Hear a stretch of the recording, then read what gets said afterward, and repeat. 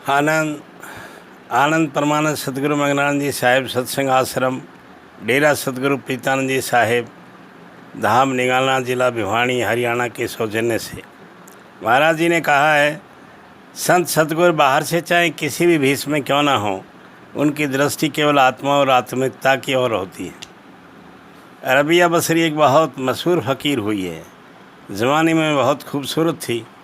एक बार चोर उसे उठाकर ले गए और एक वेश्या के कोठे पर ले जाकर उसे बेच दिया। अब उसे वहाँ कार्य करना था जो वहाँ की बाकी औरतें करती थी। इस नए घर में पहली रात को उसके पास एक आदमी लाया गया। उसने फ़ौरन बातचीत शुरू की।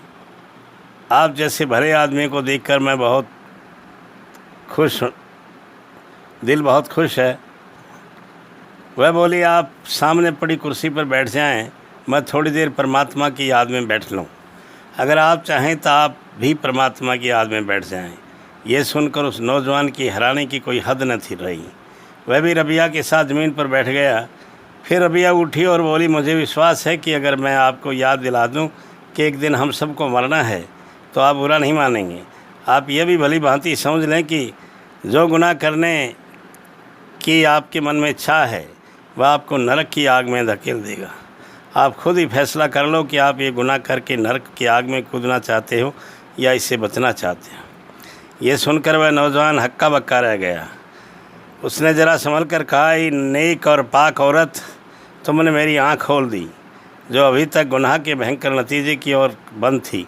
मैं वादा करता हूँ कि फिर कभी किसी कोठे की तरफ कदम नहीं बढ़ाऊँगा। हर रोज़ नए आदमी राबिया के पास भेजे जाते। पहले दिन आए नौजवान की तरह उन सब की ज़िंदगी भी पलटती गई। उस कोठे के मालिक को बहुत हैरानी हुई कि इतनी खूबसूरत और नवाज़ नौजवान औरत है और एक बार आया ग्राहक दोबारा उसके पास जाने के लिए नहीं आता, जबकि लोग ऐसी सुंदर लड़की के दीवाने होकर उसके इर्द गिर्द ऐसे घूमते हैं जैसे परवाने समा के इर्द गिर्द। यह रात जानने के लिए उसने एक रात अपनी बीवी को ऐसी जगह छिपा कर बिठा दिया जहाँ से वह राबिया के कमरे के अंदर सब कुछ देख सकती थी।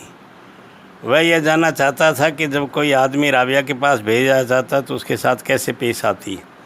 उस रात उसने देखा कि जैसे ही ग्राहक ने अंदर कदम रखा, राबिया उठकर खड़ी हुई और बोली, आओ बोलो आदमी, आपका स्वागत है।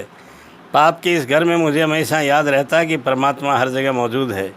ये सब कुछ देखता है और जो चाहे कर सकता है। आपका इसके बारे में क्या ख्याल है? ये सुनकर वह आदमी हक्का बक्का रह गया और उसे सब कुछ समझ ना आई कि क्या करे। आखिर वह कुछ हिचकिचाते हुए बोला, हाँ, पंडित और मौलवी कुछ ऐसा ही कहते हैं। राबिया कहती कि यहाँ गुनाहों से घिरे इस घर में मैं कभी नहीं बोलती कि खुदा सब गुनाह देखता है और पूरा न्याय भी करता है। वह हर इंसान को उसके गुनाहों की सज़ा देता है। जो लोग यहाँ आकर गुनाह करते हैं उसकी सज़ा पाते हैं। उन्हें अनगिनत दुख और मुसीबतें झेलनी पड़ती। मेरे भाई, हमें मनुष्य जन्म मिला है वज़न बंदगी करने के लिए, दुनिया के दुखों से हमेशा के लिए छुटकारा पाने के लिए, खुदा से विशाल करने के लिए, न कि जानवरों से भी बदतर बनकर उसे बर्बाद करने के लिए। पहले आए लोगों की तरह इस आदमी को भी राबिया की बातें में छिपी सच्चाई का एहसास हो गया।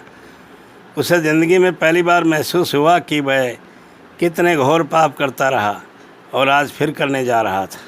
वह फूट फूट कर रोने लगा और राबिया के पैरों में गिरकर माफ़ी मांगने लगा। राबिया के शब्द इतने सहज, निष्कपट और दिल को छूने लेने वाले थे कि उस कोठे की मालिक की पत्नी भी बाहर आकर अपने पापों का पछतावा करने लगी। फिर उसने कहा, नेक और पाक लड़की, तुम तो वास्तव में फ़कीर हो। हमने कितना बड़ा गुनाह तुम पर लादना चाहा। इस वक्त इस पाप की दलदल से बाहर निकल जाओ। इस घटना ने उसकी अपनी ज़िंदगी को भी एक नया मोड़ दिया और उसने पाप की कमाई हमेशा के लिए छोड़ दी। कुल मालिक के सच्चे भक्त जहाँ कहाँ भी हों, जिस हालत में हों, वे हमेशा मनुष्य जन्म के असली उद्देश्य को इशारा करते हैं और भूले भटके जीवों को नेकी की राह पर चलने की प्रेरणा देते हैं। आनंद आनंद।